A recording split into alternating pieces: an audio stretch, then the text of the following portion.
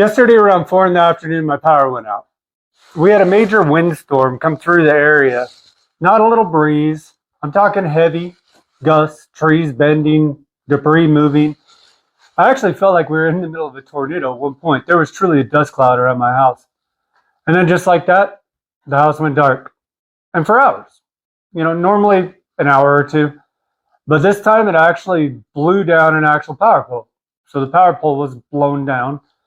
That means the power company had to go locate, or go get a power pole, take it out, take the old one out, or, remove the part that was broken in the ground, reinstall the new one, and get everything done. So basically we were without power for 8 hours yesterday.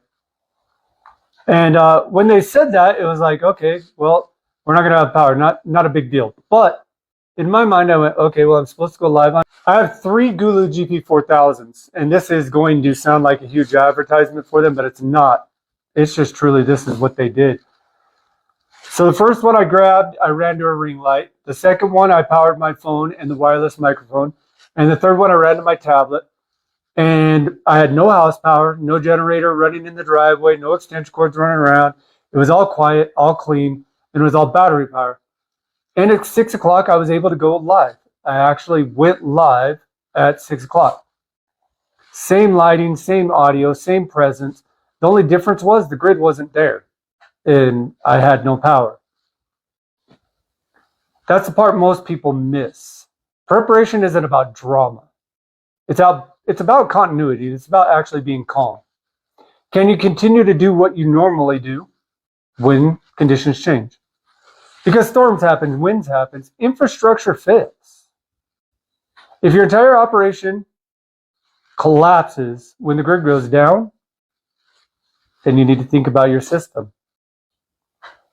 You are dependent on this system. Last night, nothing changed. Why? Redundancy. Little things. 3 Gulu GP4000s, and I probably could have got away with 2. They're under $100 each. So I was less than $200 into something that was able to run my computer, my phone, TV if I really wanted, and I was actually able to go live. Each unit had its own lane. Each device had its own power source, no overlap and no stress. That's how I build things in life. Modular, purpose-driven, layered. So it's not about the batteries, and it's not about the advertisement for the batteries, even if it sounds like that. It's about when the windstorm hit, I had 2 choices. Sit in the dark. I could scroll outage updates on my phone, or I could just live my life, continue doing what I do. And that's what I did. Most people wait for the power to return. You hit sit around and do nothing mode.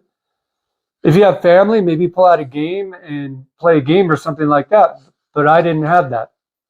But I was able to go live, and I had the freedom to continue, the freedom to stay steady, and the freedom to not cancel commitments that I already had because of the wind. And here's the practical part. You don't need a bunker. You don't need $1,000 setup. But you should have independent lighting, independent communication, independent charging at minimum. Because outages aren't rare anymore. They're common, and they're getting to be more common, unfortunately. Windstorms, ice, overloads, maintenance failures. 4 hours without power shouldn't shut your whole house down. And it definitely shouldn't shut your life down. And you should be able to continue what you're doing. What I appreciated most last night wasn't the light. It was the calm. I wasn't scrambling. I wasn't stressed. I wasn't wondering what to do. I knew exactly what to do. I grabbed the Gulus. I plugged them in. I turned the lights on.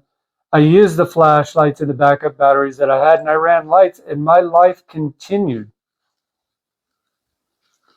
My stove is gas, so it won't automatic light when the power is out, but a match lights it. So my life was good. I had my fire going behind me, keeping me warm. The house was warm, and it was out for a full 8 hours. They turned it back on like right at midnight.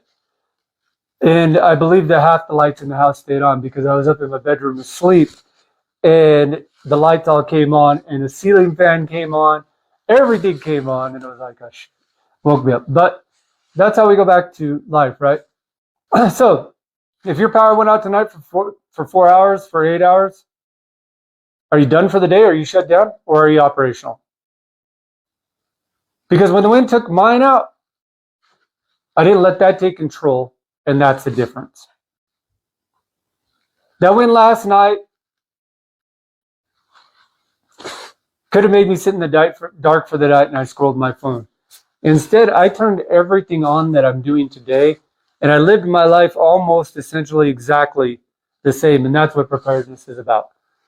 It's not about being prepared for, the largest, most chaotic thing to go on in the world, because I don't think any of us can ever be prepared fully for that. But what preparedness is being ready for 8 hours, 12 hours, 2 days, 3 days, and making sure you continue your life, making sure you continue what you're doing, making sure you can still do everything that you would normally do. Just because the power went out doesn't mean you got to stop, right? Thank you to the power company. Thank you to all the linemen that were out there working. I'm going to be recording something I've got coming up that I wrote last night, specifically to the linemen, because I do appreciate you guys. I love you guys for being out there. I love everything that you guys did. While I sat in my warm house with my batteries plugged in and everything operational, you guys were out there in the storm doing what I didn't want to do. Thank you, and God bless you guys.